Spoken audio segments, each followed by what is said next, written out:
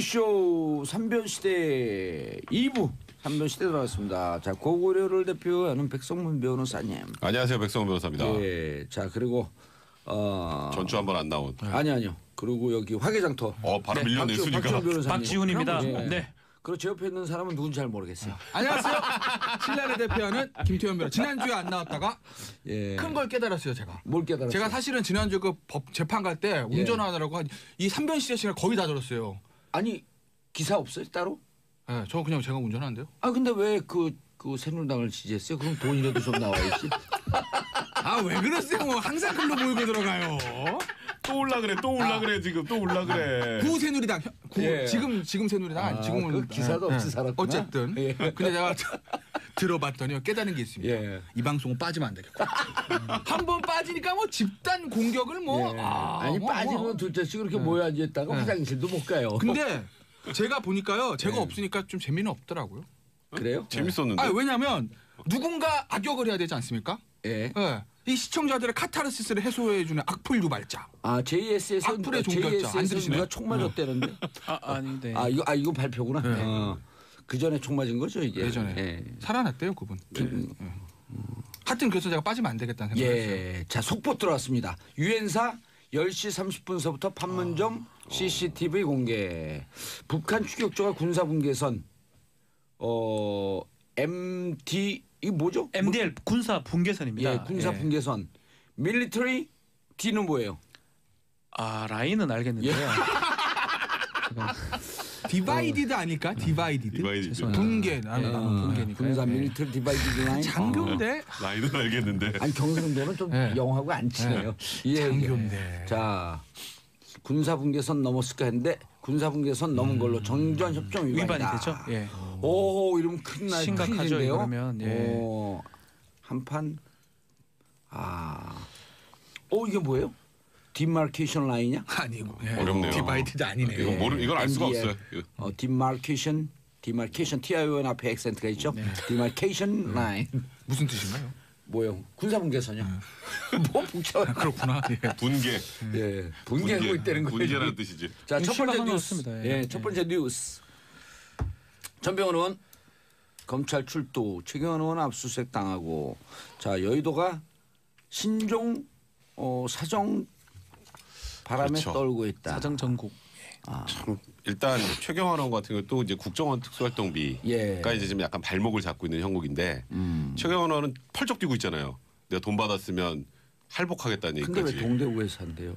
그러니까 뭐 그냥 그쪽에서 하는 게 좀 그래도 마음 편하신가 보죠. 왜 하여튼. 그러냐면요. 아니 그렇죠. 경산 그건 이쪽 사람인데. 전문가니까. 왜 그러냐면요. 예. 원래 경산의 지역구잖아요. 예. 그럼 경산에서 한다 하든지 예. 아니면 뭐 여의도에서. 여의도, 뭐 광화문광장 이래도 왜 동대구냐면요. 예. 박주민으로 잘 알 거예요. KTX 타고 내려가면 어디서 내립니까? 동대구요. 동대구에서 내려요. 예. 동대구는요. 이 수도권의 사람들이 대구를 모이는 심장 같은 곳이에요. 허브. 그렇죠. 허브. 대구를 강조하고 싶은 거죠. 왜 대구? TK. 되면 박근혜 되고 전 안 되면 대통령. 되고. 예. 예. 이 정치적인 의미들. 야 이거 봐. 대구야 봐라. 내가 이 대구의 이 TK의 상징과 같은 내가 박 전 대통령 끝까지 호위하던 내가 동대구는 이렇게 이해했어요. 됐어. 근데 이거 할복은 한대요 진짜로. 어? 할복이요? 예. 그러니까 이게 알겠어요. 이게 문제는 저번에 뭐 사실 우리 장 지지는 것도 못 봤고 예. 결국 다 못 봤어요. 우리는 결국 다 못 봤는데 일단 최경환 의원은 그 정도로 지금 일단 강하게 저항을 하고 있는 건데 문제는 최경환 의원은 돈을 받은 게 밝혀지는 순간 무조건 뇌물죄예요. 이게 왜냐면 이게 왜냐면 5년이 10년이에요. 아니 그거는 1억이면은 10년이죠. 10년이네. 근데 이게 이야. 이현수 기조실장이 예. 이제 검찰에 가서 뭐라 그러냐면요. 2014년 10월에 1억을 들고 다른 국정원 직원과 함께 직접 전달했다 이런 얘기를 했는데 예. 이제 그런 얘기 할 거예요. 아니 준 사람이 줬다고 무조건 다 받은 거야? 이런 얘기를 하시는 분들이 있을 텐데 문제는 배달 사고 중간에 배달 사고라고. 문제는 이병기 원장이 진술을 했어요. 그러니까 이현수 실장이 예. 나한테 와서 그 당시에 어쨌건 최경환 의원은 의원이 아니었죠. 그죠? 2014년이요. 네, 기재부 장관이었잖아요. 그렇죠. 2016년에 다시 들어간 국정원 거니까. 예산 문제 때문에 좀 필요하니까 좀 갖다 줘야 될 것 같습니다. 예. 그러니까 이병기 원장이 그렇게 하세요. 그래서 갖다 줬다는 거예요. 예. 근데 이병기 원장도 동일하게 진술했어요. 시점까지. 아하. 그리고 이병기 원장이 이제 지금 국정원 그 수첩에서 기록이 나왔다는 건 아니에요? 그것도 보도가 나왔죠. 네, 그것도 예. 나왔고 일단 이제 대화가 나왔는데 배달 사고. 네, 그러니까 이제 이병기 원장이 이제 쐐기를 박는 거예요. 이현수 실장은 절대로 배달 사고 낼 사람이 아닙니다. 이것도 검찰 진술이에요. 그러니까 이제 돈을 줬다는 사람의 진술이 1명, 2명. 거기다 이제 아마도 그 국정원 같이 갔다는 직원도 조사를 했겠죠. 그럼 최소한 3명. 본인들도 그 돈을 인편으로 전하니까 네. 혹시의 배달 사고에 대비해서 보험을 들어갔네요. 네, 그렇죠. 한 명은 더 가는 거예요. 그러니까 이 정도라면은 그 돈을 줬다는 사람들의 진술이 너무 구체적이에요. 이건 짜기도 힘들어요. 이 정도는 이제 그러다 보니까 최경환 의원 거기다 이제 압수수색까지 다 했잖아요. 거기서 뭔가가 좀 더 나왔으면 최경환 의원은 사실 이제 검찰 소환 피하기 힘들 것 같고요. 그리고 이게 좀 더 구체적인 것들이 좀 검찰에서 확보가 돼 있다면 최경환 의원도 구속영장 청구 피하기 힘든 그런 분위기로 가고 있어요. 그러니까 물론 뭐 진실이 뭐 무조건 최경환 의원 받았다 이렇게 제가 단정하는 건 아니지만 지금 돌아가는 이 형국이 그러니까 눈빛에는 확신이 넘쳐요. 아 그래요? 예. 아 제가 지금 잠이 아까 커피 마셔가지고 잠이 깨서 그래요. 예. 그래서 지금 돌아가는 분위기상으로는 최경환 의원이 받았다 쪽으로 갈 가능성이 굉장히 높아진 쉽지 상황입니다. 않다. 입건은 아마 됐고요. 예. 영장을 낼라 그러면 그 내사했던 사람을 입건시킨 다음에 판사 영장을 낸 걸로 보이고 사실 말이 압수수색 오늘따라 유난히 어려워졌어요, 금방. 네네 압수수색을 하려 그러면 2주 만에 김태현 변호사를 견제합니다. 예, 제가 지금 밟으려고 딱 눈빛이 왜 여기만 쳐다봐요? 진지하게 좀 예. 일단은 압수수색 영장이 났다라는 거는 그만큼 혐의 사실이 인정됐다라는 겁니다. 입건이 됐다라고 하는 건 네. 무슨 뜻이에요? 입건됐다는 거는 결국은 수사가 이제 개시되고 있고 다음 단계는 구속입니다. 이제 아니 기소. 예. 구속 이후에. 다음에 기소가 되는데 그 전 단계가 이제 소환이죠. 소환을 하기 직전에 압수수색을 하는 거고요. 예. 저는 다음 주 초에 아마 소환이 되지 않을까 이렇게 보이고 지금 상황이면 본인의 위치가 더 중요해요. 예. 기재부 장관이에요.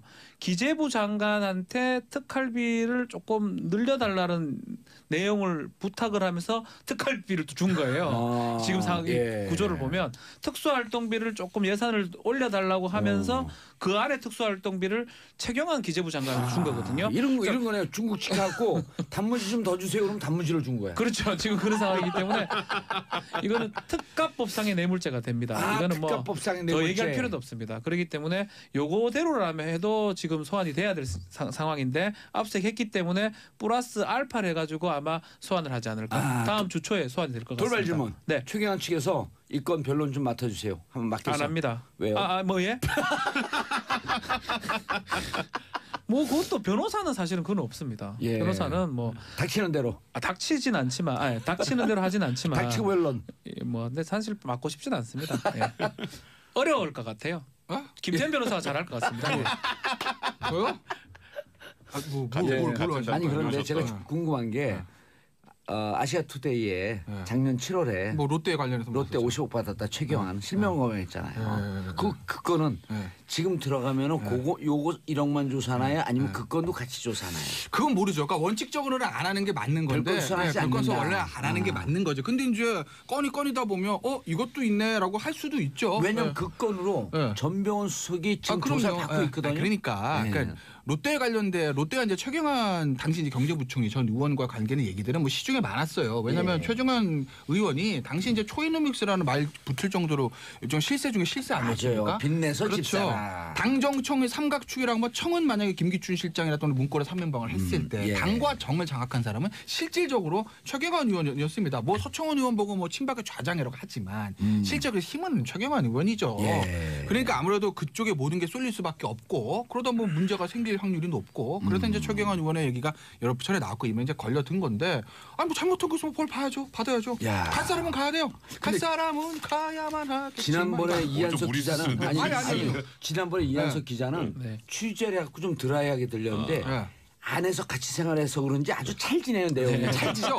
그러니까 제가 이제 지난번 찰지죠. 진짜 제가 노래도 하지 않고 갈 사람 가야 돼요. 그러니까 지난주에 제가 롯데는 몰라요? 롯데 그건 제가 알 수가 없죠. 그러니까 지난주에 이제 이한석 기자가 그런 얘기를 했어요. 아 이한석 기자 견제하지 마세요. 그러니까 저는 되게 친해요. 아 그래요? 한석아 듣고 있냐? 친합니다. 예, 그런데 그러니까 이한석 기자가 지난주 했던 분석이 맞아요. 근데 하나 더 나갔을 때, 그러니까 이한석 기자 지난주 분석이 뭐였냐면 청취자 여러분들에서 알려드리면 전병헌 수석을 내줬기 때문에 그리고 롯데는 야당 간사기 때문에 당시에 여당 로비 안 했겠냐?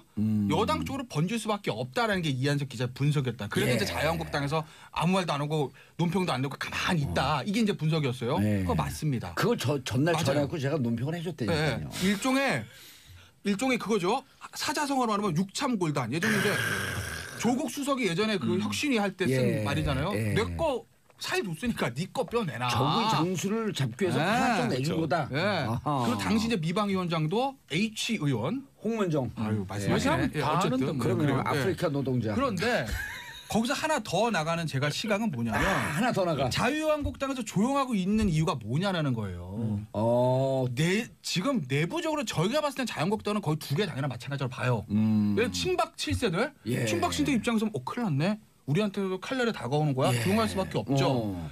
근데 지금 지도부를 형성하고 있는 비박들, 홍준표 대표하고 그다음에 최대 세력을 형성하고 있는 김무성 전 대표 쪽에서는 이 상황을 어떻게 보겠냐는 거죠. 일종의 차도살인이라는 거예요. 예를 들어서 최경환 의원 정리 못했습니다. 의원총 이런 정리 안 돼요. 그러니까 홍준표 입장에서는 어라? 검찰에서 알아서 해주네. 이게 웬일? 손 안 대고 코 풀었어. 웬열? 이게 인터넷 용어 급식체로 하면 웬열? 이겁니다.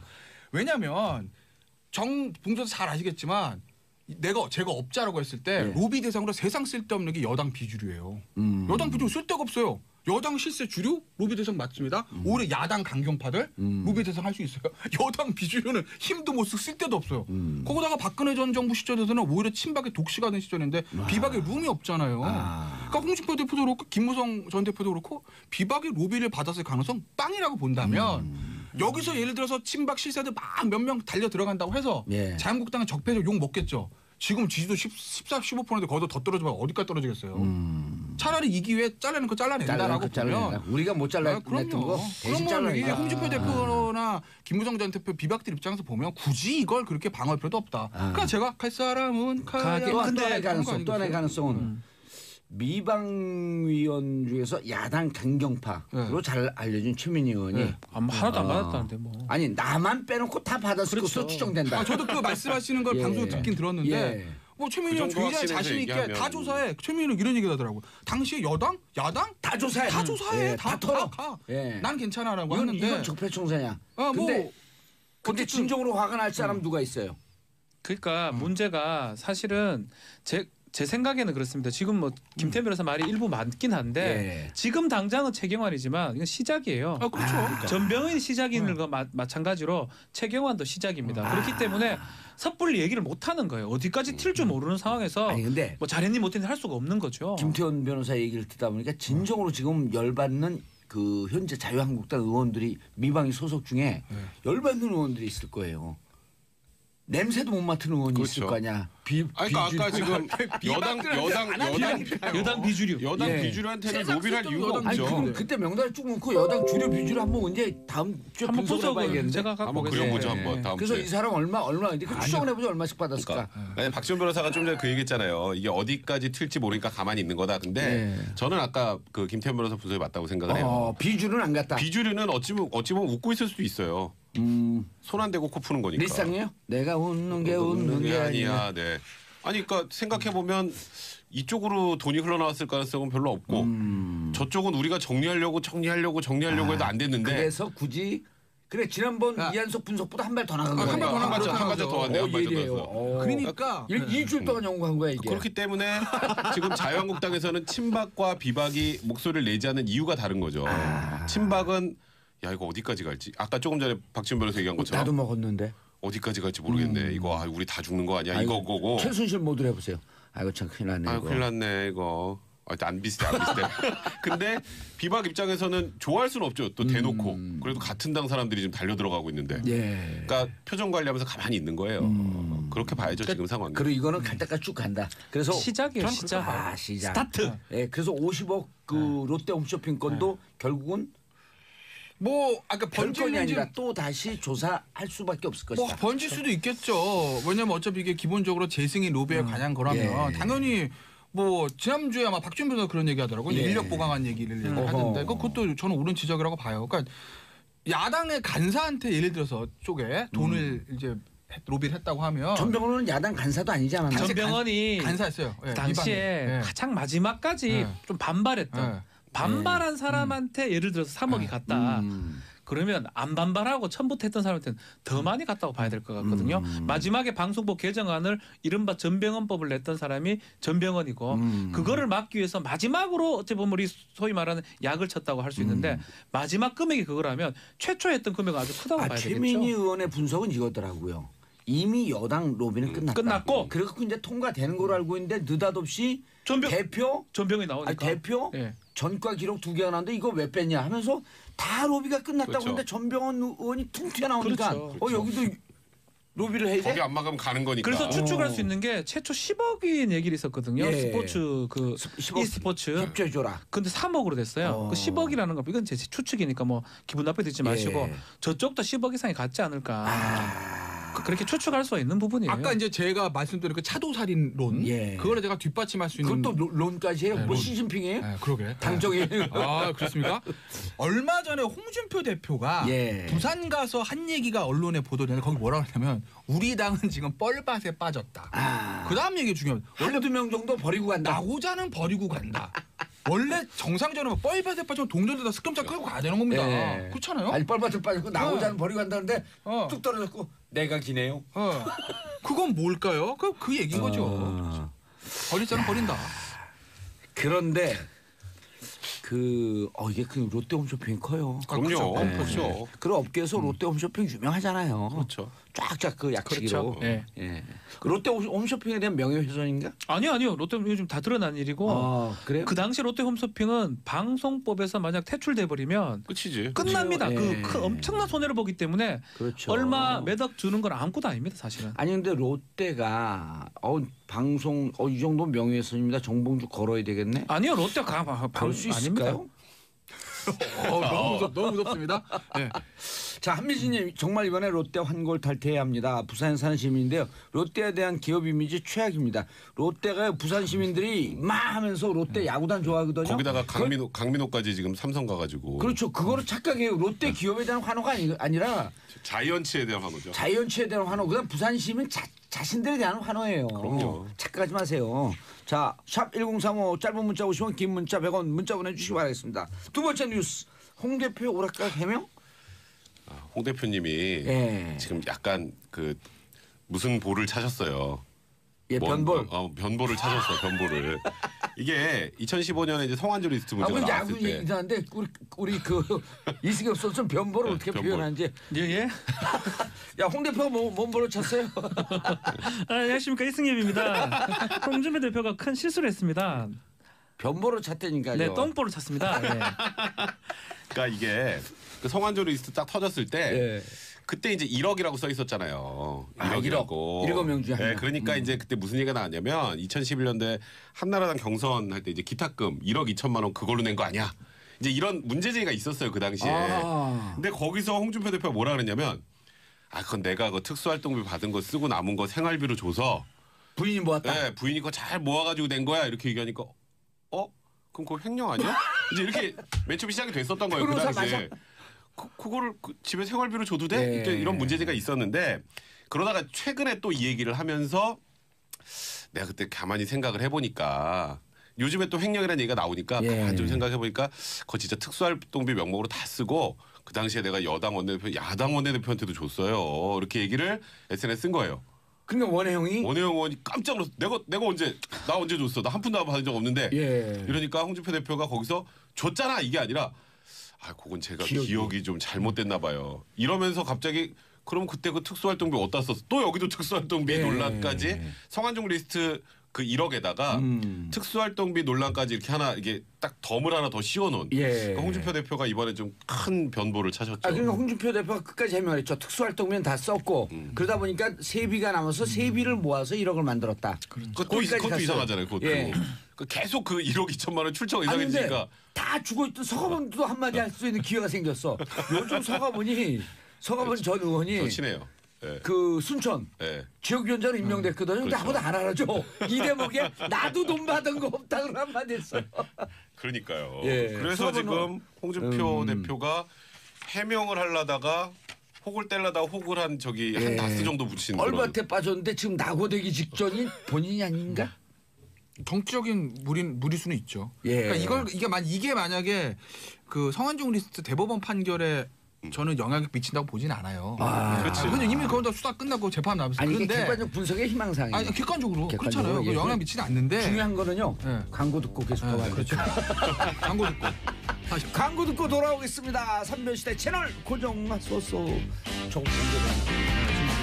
정봉재 정치쇼 3변시대 자 3부 들어가겠습니다. 여러분들께서는 지금 대한민국 최고의 변호사 바로 밑에 있는 백성문 변호사, 박지원 변호사, 김태현 변호사 함께하고 계십니다. 최고 바로 밑에 서도 괜찮죠. 그렇죠. 뭐. 아, 그거 괜찮아요. 왜냐면 괜찮은 연배 거지. 때문에 연배. 네, 최고 바로 밑이요. 네, 너무 최고 좋습니다. 변호사는 네. 50대 초반. 여러분들은 지금 30대 후반이니까. 40대입니다. 예. 아 그래요? 예, 예. 사중이에요, 차가 40대 있어요? 사중. 네. 그래도 30대 후반이라 레이지예요. 네, 30대입니다. 예. 제가 이제 뭐 40대 초반인데. 네, 그렇습니다. 형. 자, 홍준표. 홍준표. 아까 그러니까 뭐 네. 저는 뭐 그 대법원 판결에 영향을 미치지는 않는다고 보는데 대법원 판결에. 왜냐면 그건 뭐 아이고 봐주고 이런 문제가 아니라 많은 사람들이 궁금해하는 게 이렇게 이제 장삼이사 이 보통 시민들이 궁금해하는 게 왜 그 1억은 대법원 확정 판결을 안 해요? 무슨 이러요? 성완종 1억. 아 지금 이제 심리하고 있잖아요. 대법원 기록 보고 있잖아요. 언제쯤 해요 그거? 그걸 모르겠어요, 저도. 그게 아, 이제 변호사가 왜냐면 모르는 것도 있구나. 아니, 왜냐면 대법원이 그게 좀 그러니까 일반 형사 1심 법원이나 2심 재판은 네. 재판 변론길이 잡히잖아요. 그렇죠. 그러니까 변론에서 오늘 무슨 누가 증인이 나와서 뭘 했고 다 압니다. 예. 그러니까 언제쯤 난 대충 예상이 가다는 거죠. 이 뭐 이주영 부회장 마찬가지로 박근혜 전 대통령 마찬가지고. 근데 대법원은 재판하는 게 아니라 1심, 2심 서류 갖다 놓고 서류를 다시 보는 게 서류 심사거든요. 쉽게 예. 말씀드리면. 그러니까 지금 서류를 뭐 100페이지를 보고 있는지 10,000페이지 보고 있는지 알 길이 없어요. 바빠서 딴 거 하고 계시는지 그러니까 뭐. 예를 들면 한명숙 전 총리 같은 3년 경우도 걸렸어요. 3년 걸렸잖아요. 대법원에서. 그게 과연 예를 들면 어떤 이유인지 모르겠으나 예. 집중적으로 심리해서 3년 걸릴 사건이냐? 그렇죠. 아니라는 아니죠. 거죠. 예. 그러니까 이제 정치인들 사건 같은 경우는 굉장히 대법원 부담스러운 것 같다는 홍준표 느낌이 대표는 저는 지방선거 끝난 후에 날 그래도 것 조금 같아요. 언제든지 모르겠고 아까 제가 일부에서 아까 오전 하다는 말씀 마저 드리면 예. 근데 홍준표 대표는 법적으로는 이렇게 말했다고 해서 대법원 판결이 뭐 유죄가 무죄로 바뀌고 아, 무죄가 그럼요. 유죄로 바뀌지는 않을 건데 그럼 또 다만- 대법도 믿어야죠 이제는. 네, 그렇죠. 다만 제1야당의 대표로서 그리고 당시에는 도지사로서 예. 본인의 말의 무게가 어떤 것인지는 알아야 된다는 거죠. 정치는요, 특히 이제 야당 대표면 지도자입니다. 지도자급 정치는요, 말이 바뀌면 안 됩니다. 일관성이 있어야 되고 예. 말이 바뀌었을 때는 내가 왜 말이 바뀌었는지에 대한 명쾌한 논리적 설명이 있어야 돼요. 그때는 내가 이걸 잘못하다든지 아니면 지금 이걸 잘못하다든지 상황이 바뀌어서 내 의견이 바뀐다든지 그게 있어야 되는데 그렇지 않고 이쪽에 왼쪽에서는 뭐 여기가 맞다 그러고 오른쪽에서는 오른쪽이 맞다. 예를 들면 뭐 광화문 가서는 촛불이 맞다 그러고 덕수궁 가서는 태극기 맞다 그러고 이러면 안 된다는 거죠. 일관성이 있고 말이 바뀌는 데는 명쾌한 설명이 있어야 되는데 홍준표 대표가 그게 약해요. 말이 이걸 바뀌었을 극복하지 때. 않으면 예. 홍준표 대표가 본인이 하고 싶었던 정치적 미래는 저는 불투명할 수밖에 없다고 봐요. 이번에 특활비 말 바꾸거나 좀 버벅거렸잖아요. 네. 원혜영 건도 네, 그렇고 그렇죠. 그다음 누구죠? 아까 우리가 얘기했던 순천. 서가번. 서가번 그거 좀 의원. 얘기 좀 네, 해줘야, 해줘야 돼요. 밥 써주는 오랜만에 밥을 또 안 사주세요. 이름 나왔는데 서가번 전 의원. 네. 너무 좋아할 것 같아요. 네, 이제. 네. 아주 뭐 근데 홍준표 대표는 좀 위기 상황 온 게 아닌가. 뭐 김무성 전 대표도 왔고 결국은 이제 야당 내에서 자유한국당 내에서 권력 다툼 아닌 다툼을 하게 되고 이런 실수 같은 게 결국 안에서 비주류가 아주 문제 삼을지 않을까. 저는 그런 생각이 좀. 아니 근데 우리 듭니다. 청취자분들 그 홍준표까지는 아는데 서가번. 서가번 모르지 않을까요? 지금 그 인터넷 검색해 보세요 누군가 서갑원. 너무 해주시는데요 지금? 네. 너무 해주시는데요? 서가번 정도 아니, 다 근데 알죠. 몰라요. 어떻게 모를 수가 있습니까? 원내 수석 부대표 했는데 예. 워낙 존재감이 약해요. 잘 몰라요. 잘 몰라요. 예. 띄워주는 겁니까? 디스하는 겁니까? 그러니까 아유, 띄우면서 디스하는 아니 이타쌍피. 서갑원 이 검색을 해봐야 돼요 누군가 도대체 홍준표 대표와 관련해서 무슨 얘기를 했는지 어제 세게 얘기했어요. 그러니까 이번에 오랜만에 한번 세게 얘기하죠. 택도 없어서 좀 하지 말았겠죠. 그랬어요? 예, 예. 아, 나 같으면 이렇게 얘기해줘. 내가 돈 안 받는데 내가 돈 만약 받았으면 네가 할복해라. 할복 네가 해라. 자, 다음 이슈. 박근혜 전 대통령 재판 다음 주 재개. 유영하 변호사 병원비 대납해줬다. 자, 최고의 전문가. 김태현 변호사님 어떻게 된 거예요 이게? 제가 최고의 전문가입니까? 그럼요. 예. 박근혜 그렇지, 최고의 대통령 말, 전문가지. 아니 박근혜 전 대통령 말. 근데 말하다가 울 수도 있어요. 지금 이미 허리까지 아프시다니까 지금. 심쿵. 봤죠? 자세 바로 잡는 거. 각하 나를 보고 계십니까? 이렇게 자세 몰아가나. 자세를 딱 바로 잡고 넥타이도 바로 매고. 이렇게 몰아가나요? 자켓도 입어야 되나? 아니 괜찮습니다. 괜찮습니다. 이렇게 각각께서 다 보고 계세요. 아니 저기 뭐야? 저기 디스크 MRI 찍었다면서요? 예. 저 강남 성모병원에서. 세 차례 만에 네. 디스크가 나왔대요. 네. 그러니까 그게 디스크 이제 뭐 계속 힘 좀 나오나? 그럼 나도 모르죠. 병원비가 200 거의 한 300만 원 또 나온 것 같아요. 예. 그거를 이제 계산을 누가 해야 되잖아요. 그러니까 유영아 변호사가 병원비 대신 내줬다는데요? 끝? 그러니까 이게 또 도돌이표예요. 아니 근데 이게 또 도돌이표가 뭐냐면 옷값도 내주고. 그러니까 병원비 내주고 이거 다 어떻게 돼요? 내주고 이거 돈도 얼마 안 받고 별로 나고. 아니까 왜 자꾸 알았어요. 잠시 얘기 좀 하고. 돈 많이 받았다던데? 하세요 계속. 김태현 변호사 얘기해 보세요. 그러니까 이건 이제 나오는 얘기가 그러니까 뭐 이런 거죠. 울먹거리지 말고. 유영아 변호사와 박근혜 전 대통령 관계가 돈독하다는 거 하나. 야, 그 돈을 왜 유영아 변호사 내주지? 이건 무슨 돈이야? 라는 뭐 이런 거. 뭐 그런 것 돈을 때문에 내주니까 돈독하다. 네. 호사가들의 얘기가 있는데 뭐 일각에서는 뭐 이게 특수활동비 또 모았다가 그거 도돌이표. 있죠. 그게 뭐냐면 왜 도돌이표냐면 예. 지금 검찰에서 이제 국정원에서 이제 상납된 그 40억이 박근혜 전 대통령 개인 용도로 사용됐다 이런 얘기까지 나왔잖아요. 예. 개인 용도 박근혜 전 대통령이 뭐 지금 말고 대통령 시절에 뭐 개인 용도가 뭐가 있겠어요? 옷값, 그다음에 뭐 머리 하는데 비용, 예. 올림머리 비용, 그다음에 뭐 각종 시술. 아줌마 시리즈, 각종 시술. 뭐 저기 무슨 기치료 아줌마 뭐 아니 세월호 주사 나고 아줌마. 지금 이틀 뒤에 시술 받았다라고 하는 의혹이 또 있잖아요. 네, 그렇죠. 예. 이제 그런 비용으로 썼겠구나. 이렇게 이제 사람들이 이제 보통 인식을 하죠. 검찰에서 명확하게 사적으로 썼다는데 그 사적이 뭔지를 밝히지 않았으니까. 예. 근데 유영아 변호사가 병원비를 내줬으면 그럼 그걸 유영아 변호사가 관리하면서 병원비까지 내줬나? 이제 또 그런데 그러니까 지금 나오는 얘기는 그러니까 저도 돈독해서 내줬을 거라고 생각하는데 그건 좀 너무 이게 도돌이표인 게 그 사적 용도가 그 이런 게 사적 용도네? 가 되면서 또 이제 도돌이표로 일단 국정원 또 특수활동비 그러니까 이런 쪽으로 쓰인 게 아니냐라는 이렇게 쓰면 어떻게 되는 거예요? 무슨 뭐가 그러니까 안 걸리는 되죠. 거예요? 그것도 안 되는 건데, 그러니까 옷값 예전 재임 시절에 옷값 같은 거 특수활동에서 썼다라는 의혹도 나옵니다. 예. 저도 그게 무조건 아니다라고 말씀 못 드리겠어요. 그럼 뭐 그럴 수도 있는 거죠. 그건 조사해봐야 아는 뭘 건데. 그럴 수가 있어요. 아니 잘했다는 게 아니라 아니 당황했어. 제가 들으시라니까 예. 그 잘했다는 게 아니라 썼을 가능성 있다 이 얘기인 거죠. 내 얘기는. 근데 썼을 가능성은 위법이다. 아까 썼으면 위법인데 예. 그렇게 썼을 가능성은 뭐 상조를 하고 있는 거죠. 제가 기다 아니다 그 말씀 못 드려요. 저는 검사 아니에요. 근데 이거를 오늘 좀 당황하신 거 같아요. 약간 당황해 지금. 이거를 특수활동비에서 뭐 하는 걸 가지고 유영한테 영아야 네가 좀 관리해라 줬다가 유영 벌써 딱 가지고 있다가 냈다. 나는 이건 아닌 것 같은데. 아니 궁금한 게 저는 네. 그 저 이제 검사가 여기까지 들어가게 되면 이게 빼박이가 될 것 같은데 유영아 변호사 변론을 별로 안 해요. 그러니까 근데 유영아 생계는 어떻게 변호사가- 유지가 되지? 근데 변호사비를 얼마 받았는지 모르겠는데 처음에는 뭐 500만 원 받았다 얘기 나왔는데 얼마 전에 보도 나오니까 꽤 많이 받았다는 거로 나오더라고요. 왜냐면 언론 보도에 나왔어요. 그 탄핵 그다음에 형사 사건에서 변호사들 토탈해서 한 거의 10명에서 20명 가까이 들어갔어요. 예. 그러니까 거기한테 변호사비 꽤 나갔다는 이제 보도가 한번 그게 나왔습니다. 특수활동. 여기서 또 그러니까 그게 이제 도돌이표. 특수활동 수 있는 또 거죠. 특수활동비가 그러니까 제 얘기는 전액 현찰로 지급됐다. 그러니까 그래서 그 돈을 따지고 그러니까. 가면 그게 뭐 특수활동비 내곡동 뭐 왜 삼성동 이렇게 흥분해요? 아니 그러니까 집한 건지 모르겠으나 아니 특수활동을 받았어요? 그 대목에서 왜 이렇게 흥분해? 유난히 급 흥분하는 이유가 뭐야? 그러니까 정리 좀 하려고 이거를 그랬더니. 유영아 변호사가 개인적으로 이제 본인이 박 전 대통령과 어떤 관계에서는지 박지원 표정이 너무 웃겨. 내줄 수는 있으나 이게 박근혜 전 대통령 모아둔 특수활동비 영아야 네가 관리해라. 아니, 그래서 저는 이제 가지고 있다가 거기서 아니요. 쫙 빼가지고 합리적으로 의심을 좀 해야 돼요. 가능성이 좀 낮다라는 그 말씀 저도 드리는 변호 거예요. 업무를 하고 뭐 친한 의뢰인이 있을 수가 오늘 머리 왜 있습니다. 이렇게 깠어요? 근데 뭐 방송을 하고 와서 그런데 친한 의뢰인이 있을 수 있지만 변호사가 한판 친하다 해가지고 그 돈을 내주는 경우는 저는 거의 본 적이 없거든요. 치료비를. 그리고 이제 뭐 수임료 같은 경우도 요새도 최근에 와서는 거의 계좌이체를 많이 하죠. 그렇죠. 현금을 하지 않습니다. 현금을 했다. 현금을 한다는 한다면 신고하는 게 금액이 달라질 수 있고 세금이 부가세 같은 게 걸리면 엄청 내야 됩니다. 전문직 같은 경우는. 근데 제가 봤을 때는 그걸 우리가 추론하기는 어렵지만 두 사람 관계 뭐 명확하게 알 수는 없지만 제가 유영아 변호사라면 돈 안 받고는 안 해주거든요. 왜냐하면 1년간 아무것도 못했잖아요. 더더군다나 500만 원 받고 어떻게 1년간 더 합니까? 받았다는 보도하는데 얼마인지 모르겠죠. 그건 더더군다나 치료비까지 왜 내줍니까? 근데 이름이 있어요. 좋아도. 일반적으로는 저기 박지훈 변호사 얘기 맞는데 유영아 변호사와 박근혜 전 대통령 관계는 우리가 어떤 의뢰인을 만나든 그 의뢰인과의 관계 그걸 저는 넘어선다고 합니다. 그게 제가 잘했다는 게 아니라 그 관계 자체가 그 특활비 받았을 가능성 높다. 유영아 변호사가. 그건 모르죠 나도. 나도 모르죠.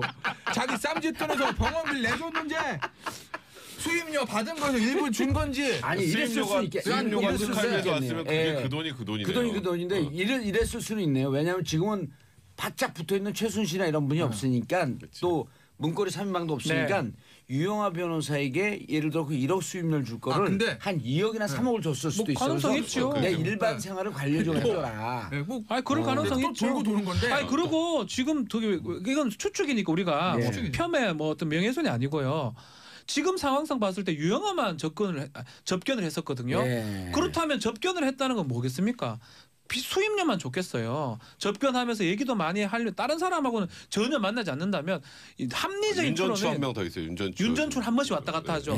그 사람들이 돈하고 모든 것을 관리할 가능성이 크지 않을까. 이영선이 돈을 네. 관리했단 말이에요. 그렇죠. 이영선은 지금 안 되니까. 못 보니까요. 지금 이제 바깥에 있는 사람은 유영아 변호사는 변론을 하고 있고 그러면서 그렇죠. 접견을 독점하고 있고 모든 생활을 관리하고 있기 또 때문에 윤전추 행정관도 사실상 뭐 그때 그 세월호 때도 뭐 안에 있었다고 하고 하니까. 근데 이 돈 내준 것 때문에 그러면 그 지금 이 중앙지검에서 네.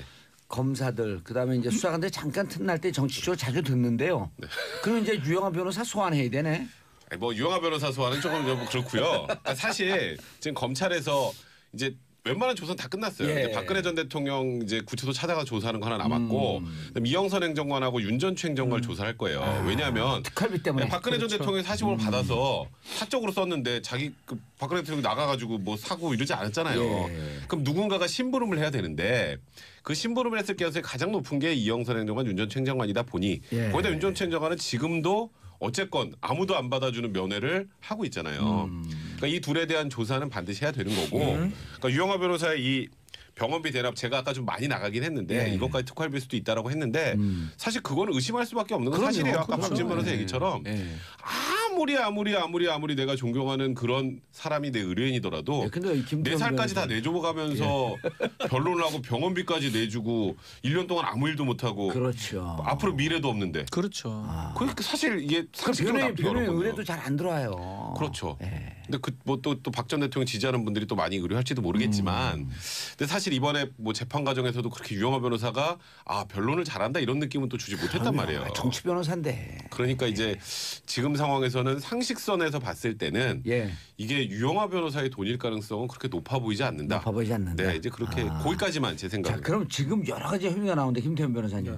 박근혜 대통령 지금 재판이 42일 만에 보이콧 42일 만에 재개가 돼요. 27일 날 10시에 재개합니다. 재판에 나올 가능성. 두 번째 재판이 진행되면 불리할까 유리할까 여러 가지 혐의가 더 나와서. 아니 안 나오죠. 재판에 안 나와요? 제가 봤어요. 안 나올 확률이 높은 거죠. 아니 왜냐면 지금 뭐 국선 변호사 다른 변호사 같으면 안 나올 가능성이 높습니다. 그런데 안 나오죠. 딱 그런 거 보니까 뭔가 교감이 있어요? 알고 하는 것 같아. 이게 늪에 빠진 기분이야. 늪에 빠진 기분이야. 나만 버리고 하는 거야. 한석이도 있어 이제. 늪에 빠졌어 지금? 네. 아니 안 나와요. 제가 봐. 안 나온다. 안 나올 거예요. 아니 왜냐면 아니면.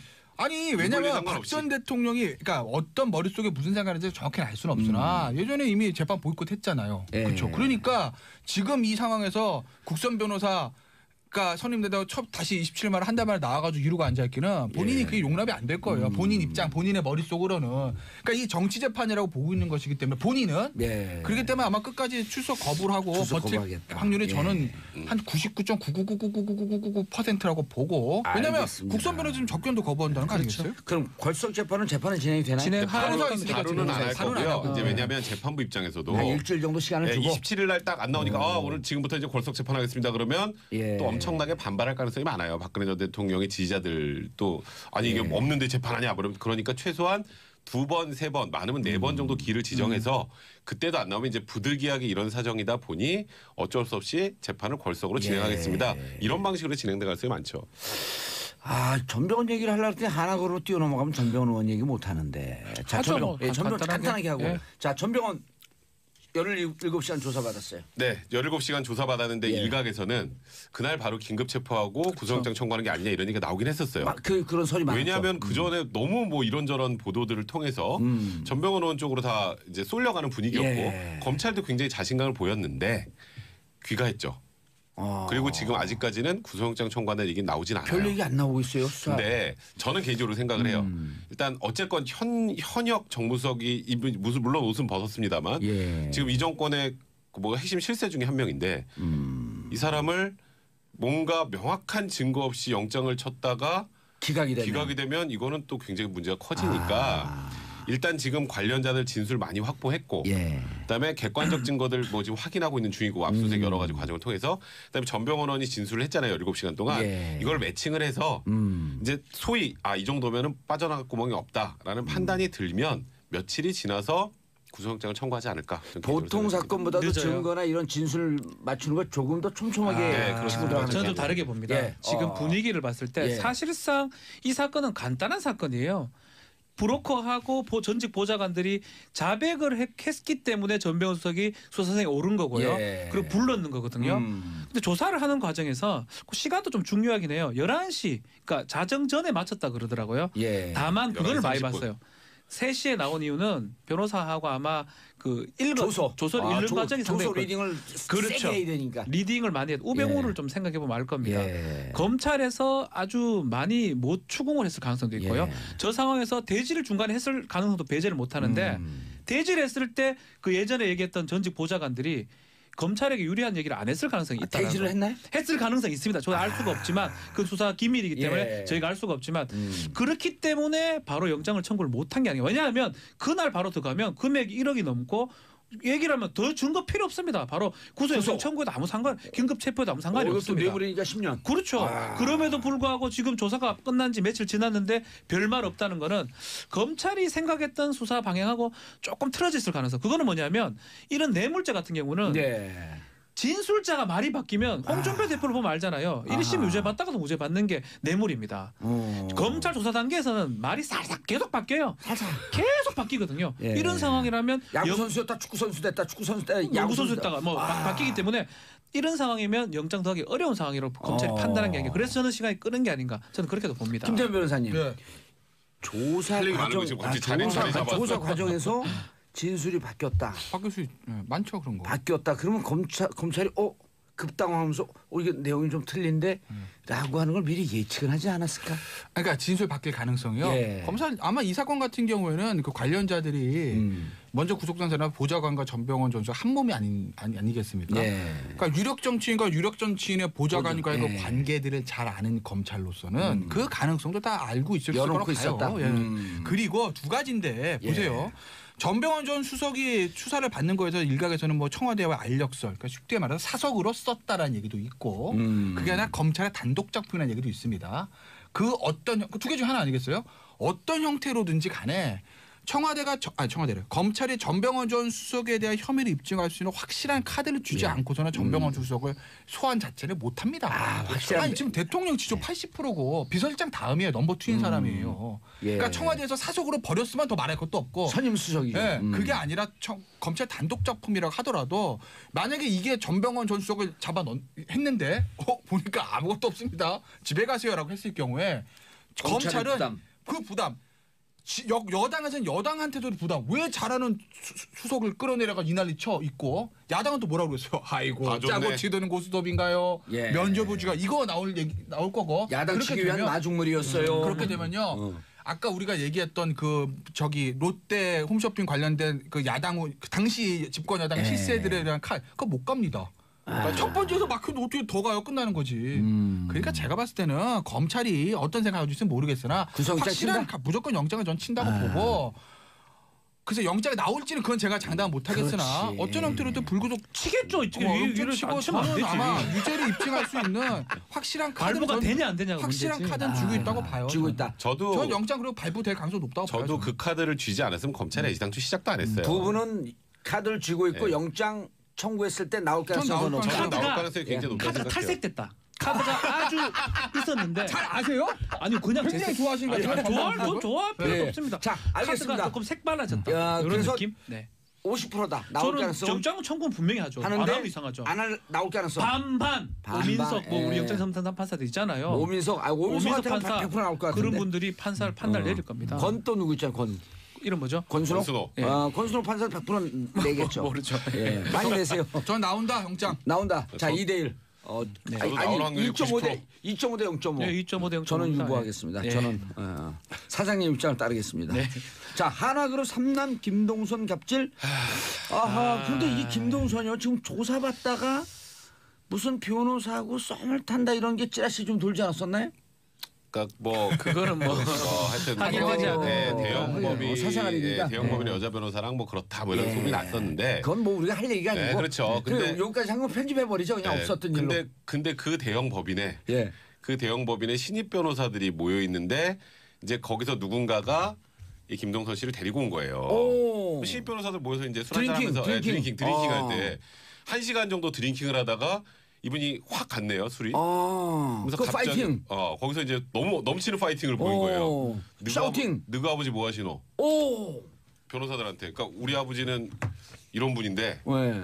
뭐 하나 회장님인데 니네 아버지는 뭐 하시노? 이런 거 물어보고. 예. 그 우리 아들이 있었으면 우리 아버지는 도사인데요. 도사예요. 좀 치십니다. 도사입니다. 예. 그러니까 거기다가 이제 똑바로 앉아 각 잡아 뭐 이런 분위기로 오. 사실 거의 직원 대하듯이 하다가 김동선 씨 군대는 갔다 왔나요? 그 아시안 게임에서 금메달 따서 안 가지 않았나요? 군대 나갔는데 각을 어떻게 잡지? 금메달 3개 따고 은메달 예. 하나 땄는데 그 연금 박탈된 최초의 사람이잖아요. 왜요? 저번에도 또 저 폭행이 있어가지고. 집행유예 받고 그래서. 근데 이번엔 마장마술? 네. 근데 그 저와 저희 정유라하고 같이. 근데 이번에 이제 거기서 끝났으면 되는데 그냥 예. 좀 변호사는 기분만 나쁜 정도면 됐는데 더 나가서 이제 남자 변호사 뺨을 때리고 오. 여자 변호사 머리채를 잡고 이렇게 윙윙 헤드뱅잉을 시킨 거예요.